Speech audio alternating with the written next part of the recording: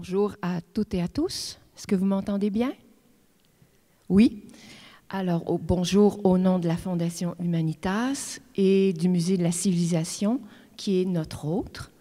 Alors, aujourd'hui, nous ne lirons qu'un seul texte, celui de Sénèque, une forme caricaturale d'apothéose de cet empereur qui va monter aux cieux, mais ça va se passer très mal, vous allez voir, parce que Sénèque a beaucoup, l'empereur Claude a beaucoup fait sourire Sénèque. Comme c'est un texte un peu difficile, ça je ne vous le cacherai pas, parce qu'il y a beaucoup d'allusions à la famille de Claude, aux dieux, aux déesses. Tout d'abord, André Daviau, qui est un grand spécialiste de Sénèque, et en particulier de ce texte-là, va nous introduire, va nous débroussailler quelques-unes de ces allusions pour que ça soit plus facile. Ensuite aura lieu la lecture avec Véronique Aubu et Jack Robitaille, qu'on est très heureux de revoir. Et cette fois-ci, nous ne serons pas accompagnés par Vincent Bélanger, qui n'a pas pu se rendre, mais qui a été remplacé, on peut dire, au pied levé, par Frédéric Lebrasseur. Alors, nous vous remercions très, très sincèrement.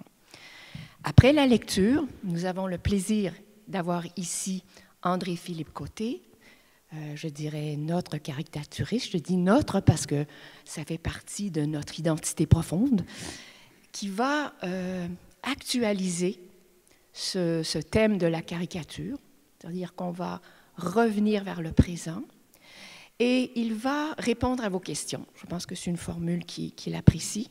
Donc, c'est vous qui allez entrer en dialogue avec lui pour favoriser le débat et les réflexions. Alors, je vous souhaite une bonne lecture.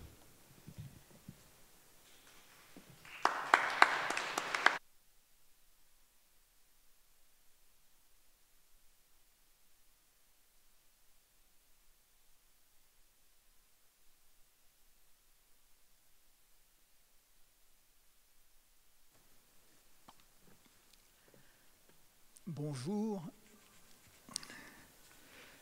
Alors, l'Apokoloquintose, c'est un texte exigeant, mais ce n'est pas un texte inaccessible. Est-ce que ma voix porte? Merci. C'est une œuvre de circonstance.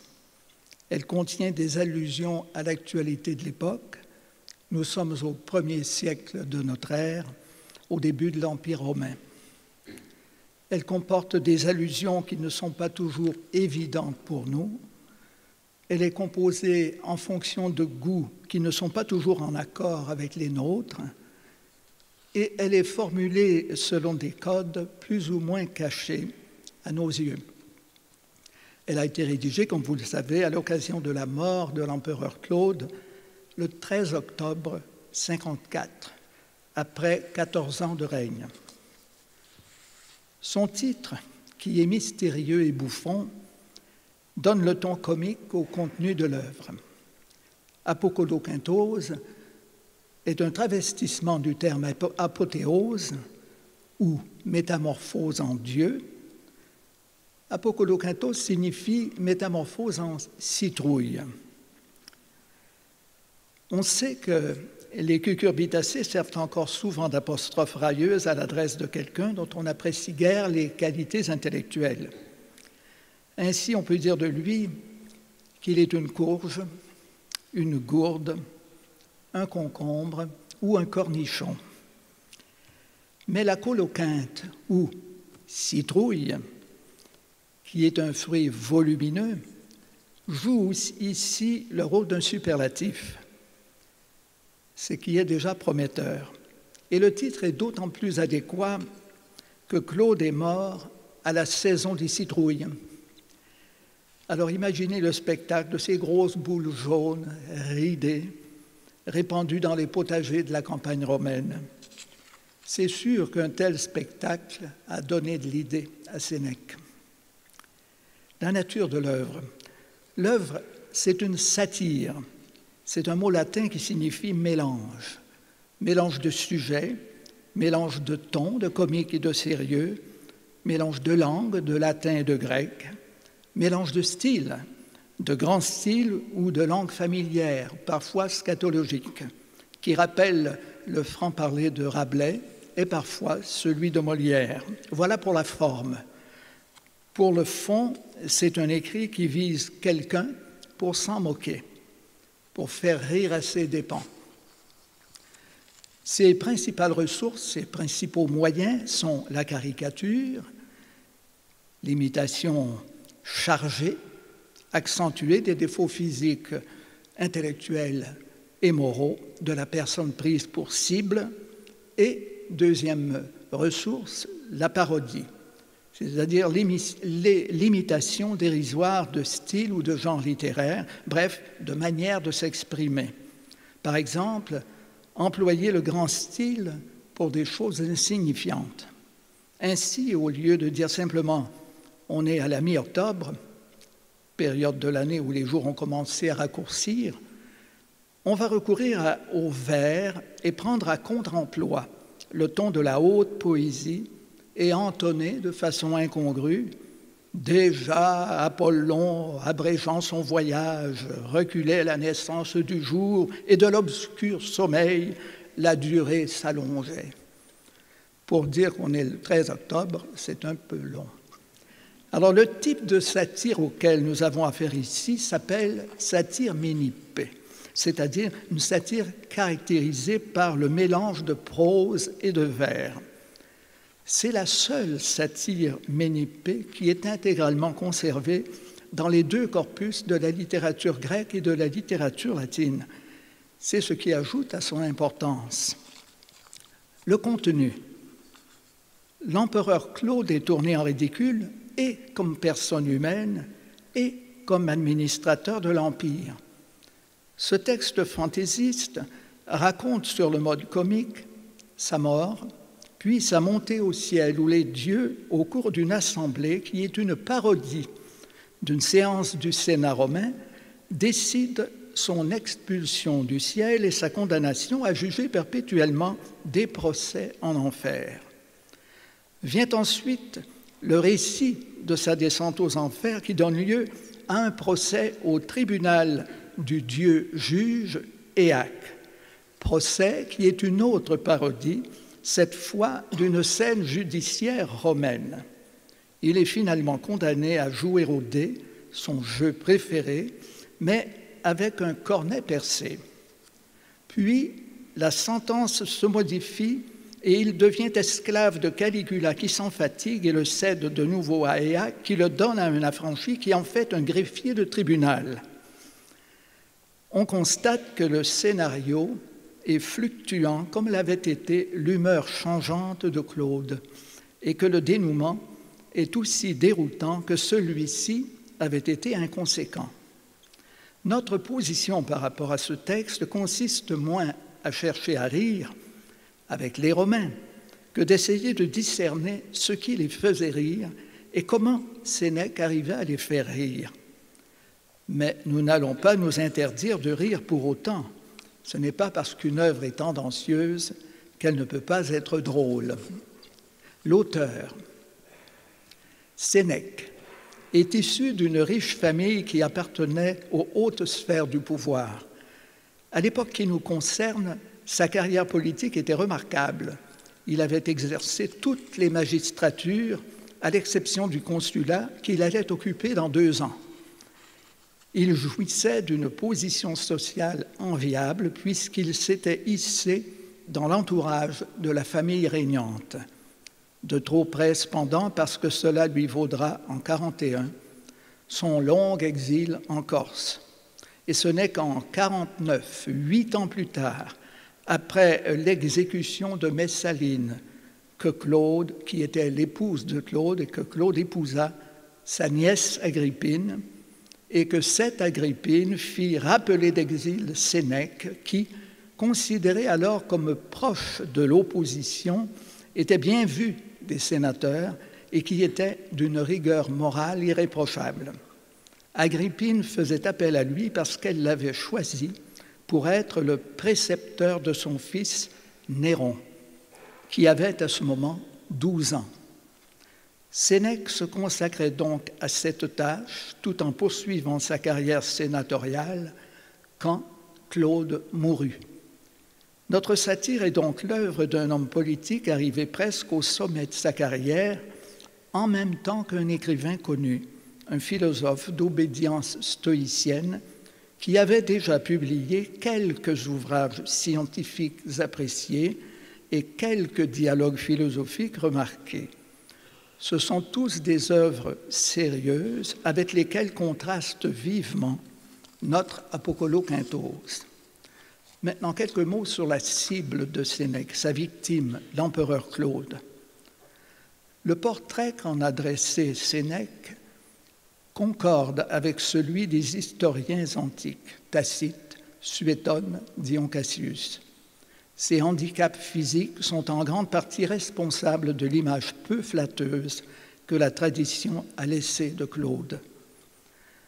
Sans doute un accouchement difficile avait engendré chez lui des troubles cérébraux qui se sont manifestés par un léger tremblement de la tête et des spasmes à la main droite. Il boitait de la jambe droite, il était bègue et avait une voix éraillée. Sénèque, qui avait connu Claude de près, a croqué ses infirmités dans sa satire. On comprend, compte tenu de l'importance que les Romains accordaient à l'apparence, à la bella figura, que les infirmités de Claude faisaient honte à sa famille, qui décida de le tenir le plus souvent possible à l'écart du public. La pression familiale a dû développer chez lui un état d'esprit de soumission qui semble avoir perduré jusque dans sa vie privée d'empereur, alors qu'il subit l'ascendant de ses épouses successives et de ses affranchis. Sénèque brocarde dans l'Apocolocynthos l'invraisemblable influence de ses affranchis qui le menaient par le bout du nez. Claude reçut une bonne éducation et s'adonna avec ferveur aux études et s'intéressa beaucoup à la jurisprudence. D'ailleurs, cette inclination pour la jurisprudence continua de l'habiter quand il fut empereur, au point qu'il siégea comme juge lui-même avec le plus grand zèle. Sénèque blâme dans sa satire cette manie de juger. Claude montra de réelles facultés intellectuelles. Par exemple, l'intérêt qu'il a porté à l'histoire, au genre historique, qui le poussa à composer en grec une histoire étrusque et une histoire de Carthage, et à rédiger en latin une longue histoire de Rome. Dans sa satire, Sénèque se moque spirituellement, mais méchamment, de ces histoires. Il alla jusqu'à écrire un traité sur le jeu de dés, son jeu préféré. Sénèque n'oubliera pas de tourner cette manie en dérision dans sa satire. Claude a été excessivement sensible au stress émotionnel qui entraînait chez lui un rire incontrôlable ou de spectaculaires scènes de colère. Ces troubles semblèrent s'atténuer après son accession au pouvoir, mais ils réapparurent et s'accentuèrent avec l'âge. Il était devenu plus peureux, plus méfiant, et son naturel féroce le porta à faire exécuter, souvent à tort, celles et ceux qu'on lui présentait comme suspects d'aspirer au pouvoir. Sénèque ne manque pas de déplorer dans sa satire ces nombreuses exécutions. Toujours disposé à manger et à boire, Claude était friand de grands festins. Ce penchant lui fut fatal puisque c'est des suites de l'un d'eux qu'il mourut de l'ingestion de champignons empoisonnés servis par les soins de sa tendre épouse, Agrippine. Il mourut à l'aube, mais afin de gagner du temps en raison de la lenteur administrative des arrangements de la succession, des comédiens qu'il avait soi-disant fait venir dans le but de le distraire dans sa pseudo-maladie servirent d'alibi auprès de l'opinion pour faire croire qu'il était toujours vivant plusieurs heures après le repas suspect. Sa mort surprise fut annoncée vers midi. Dans l'Apocolocynthos, Sénèque fait allusion à cette rumeur en la ridiculisant. Quelques mots sur les raisons et le but de la composition de notre satire. Comme on n'est pas sans savoir que le principat de Claude n'avait pas été aussi préjudiciable à l'Empire que le laisse entendre Sénèque, et qu'il avait tout de même été marqué par de grandes réalisations. Par exemple, il avait doté la ville de nouveaux aqueducs pour son alimentation en eau. Il avait favorisé le ravitaillement de la ville en creusant un nouveau port à Ostie pour accueillir les produits de l'étranger. Il avait effectué la conquête de la Grande-Bretagne et maintenu avec succès la présence romaine en Germanie, sur le Rhin et le Danube. Il avait fondé des colonies en Orient et réaffirmé l'autorité romaine face aux Parthes. Il avait étendu le droit de la citoyenneté romaine qu'il donna à des populations entières, par exemple les Gaulois, mesure que Sénèque, qui portait haut sa conscience de classe, déplora dans notre satire. Devant un bilan somme toute assez respectable, il convient de s'interroger sur les raisons qui ont poussé Sénèque à publier cette satire. Madame Pasquier en a donné une tout à l'heure. Il y a d'abord un grief personnel. On se souvient que 13 ans auparavant, en 41, après l'assassinat de Caligula et l'avènement de Claude, celui-ci, sous les pressions de son épouse Messaline, fit exiler Sénèque en Corse pendant 8 ans sur une accusation d'adultère avec Julia Livilla qui avait conspiré contre son frère Caligula.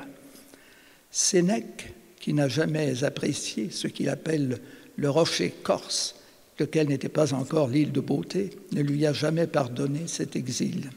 Mais il existe une raison politique plus importante.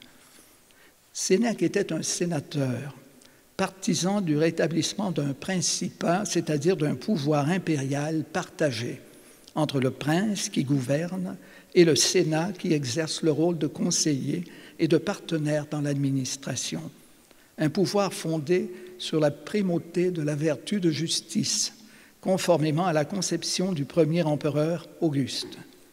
Il était devenu comme le représentant de l'opposition à l'orientation de plus en plus absolutiste du système de Claude.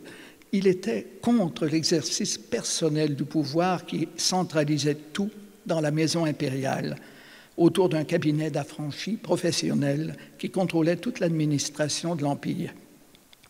Voilà la situation que déplorait Sénèque, qu'il comptait attaquer avec l'arme du rire dans sa satire et qu'il espérait voir changer à terme avec Néron, à la formation duquel il accordait ses soins. Toute proportion gardée, Sénèque était vis-à-vis du jeune Néron, qui avait alors 16 ans maintenant, dans la même situation que Mazarin par rapport à Louis XIV. Il tâchera d'inculquer à son protégé les valeurs morales stoïciennes et une conception d'un pouvoir impérial tourné vers l'intérêt public. Mais il existe encore une cause immédiate qui détermina Sénèque à agir à ce moment-là. Lors des cérémonies de l'apothéose de Claude et de ses funérailles nationales sur le Forum, l'éloge funèbre préparé par Sénèque fut prononcé par le jeune Néron. Or, quand les compliments de rigueur dans ce genre d'exercice se trouvèrent en contradiction trop flagrante avec la réalité, quand furent soulignés la prévoyance de Claude et sa sagesse, le rire éclata. Et Sénèque se rendit compte alors avec surprise de l'état d'esprit général. Personne ne semblait chagriné par la fin du règne de Claude. Au contraire, même malgré le caractère solennel de la cérémonie religieuse, on ne cachait plus son soulagement et l'atmosphère était plutôt au rire. Il s'avisa que dans le contexte de l'instauration d'un nouveau pouvoir qui ne devait être terni par aucune casserole ou affaire compromettante, cette hilarité générale serait le meilleur dérivatif aux dangereuses rumeurs sur la mystérieuse disparition de Claude. Et puis, dans moins de 2 mois, on allait célébrer le 17e anniversaire de Néron, le 15 décembre, qui précéderait de quelques jours les fameuses réjouissances des Saturnales. On pouvait commencer à rire. Mais ce projet littéraire servait un but politique. Sénèque voulait discréditer Claude par le ridicule et le faire ainsi apparaître comme l'exacte antithèse de Néron, son successeur, dont il cherchait par contraste à faire ressortir la valeur. Ainsi, dans son poème que vous entendrez bientôt, qui est au départ comique, sur le travail des parques, ces déesses qui tissaient le fil de la durée de la vie des hommes, quand Sénèque en arrive au moment où il fait chanter par Phébus Apollon la beauté éclatante de Néron, là, le rire moqueur cède la place à un sourire bienveillant. J'ai parlé tout à l'heure des codes cachés. Vous observerez bientôt que dans le poème des parcs, c'est Phébus Apollon, le dieu solaire, la divinité tutélaire de l'empereur Auguste, qui éclaire et fait la promotion de Néron. Et vous noterez aussi que dans l'Assemblée des dieux, la défense infructueuse de Claude sera assumée par le héros Hercule, qui était le patron divin de Marc-Antoine, l'ennemi vaincu par Octave, futur Auguste. Enfin, vous noterez que c'est Auguste divinisé qui prononce la condamnation de Claude. Vous constatez donc que les symboles ont leur importance. Quelques mots pour terminer sur le succès de l'Apocolocynthose. Le fait qu'elle soit la seule satire minippée conservée est déjà garant de son succès. Je ne retiendrai que 3 signaux qui permettent de mesurer le retentissement de cette œuvre. D'abord, la figure ou le souvenir historique de Claude qui en a été irrémédiablement écorché.